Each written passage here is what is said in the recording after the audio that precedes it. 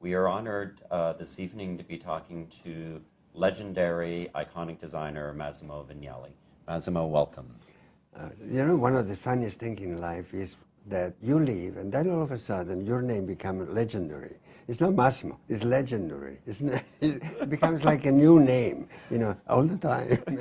Well, you are a legend. Well, I'm legendary with Massimo. That's my middle name, in a sense.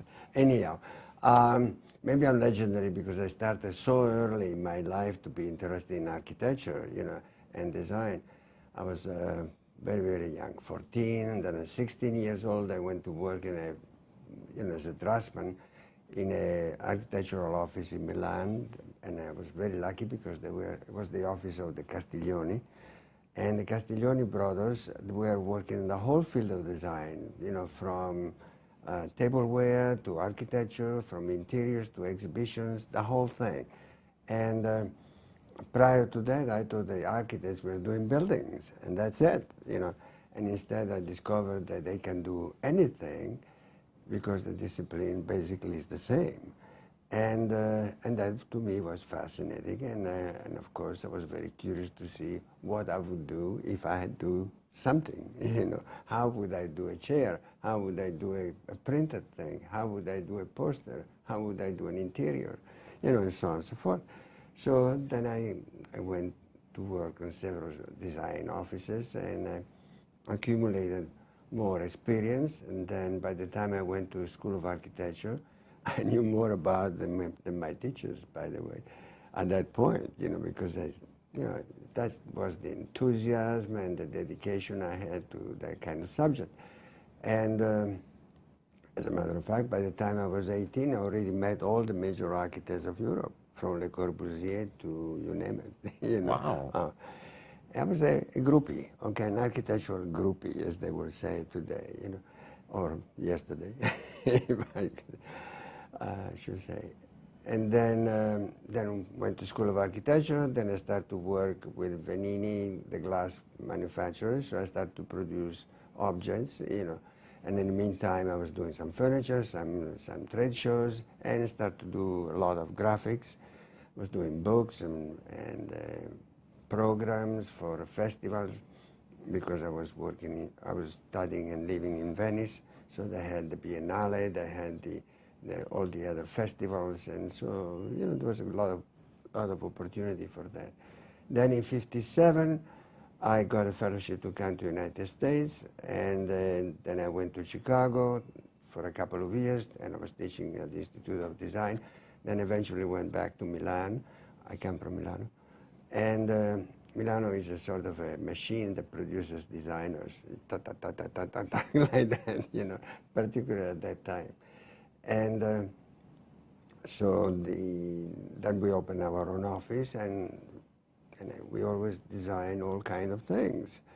So always related to architecture, always very close to architecture as a process, as interest, and as a roots. Leila is an architect as well, so that helped to have that common platform. Plus, my interest, my formation, in a sense, was very Miesian, because Mies was the biggest impact on my life, And I was so happy when I met him in Chicago, and I couldn't believe it. That was God in person for me, And in '65, we started Unimark International with some friends in Chicago. And so I moved to New York, and with the idea of staying for a couple of years to set up the office. And in the meantime, I set up the office and changed and lived the rest of my life in New York. And in '72, we started our own office, and it's still going on. So that's in a nutshell. So much of what you design touches all parts of our lives. Mm-hmm. What is the role of design in everyday life? How do you see that? Well, I tell you, it's one of the things I say all the time. Politicians take care of nations, countries. City planner take care of the city. Architect takes care of the buildings. Designer takes care of everything that surrounds us. chairs, tables, glasses, cameras, you name it. Everything is designed by a designer. It's the most pervasive profession. In a sense, perhaps the most antique also. But, but you know, from the caveman, I mean, the caveman was the first designer. Can you imagine when he came home and invented the wheel? I mean, boom, this like a Flintstone thing, you know. And that was a designer. It wasn't an architect. It was not an engineer. It wasn't a writer. It wasn't a journalist. It was not even an advertising person. And he came home. He was a designer, and he just dropped this thing and he said, "Look at that! Isn't that great?" And when it's flat, you can eat. You can make a table. If you put it up, you can roll it.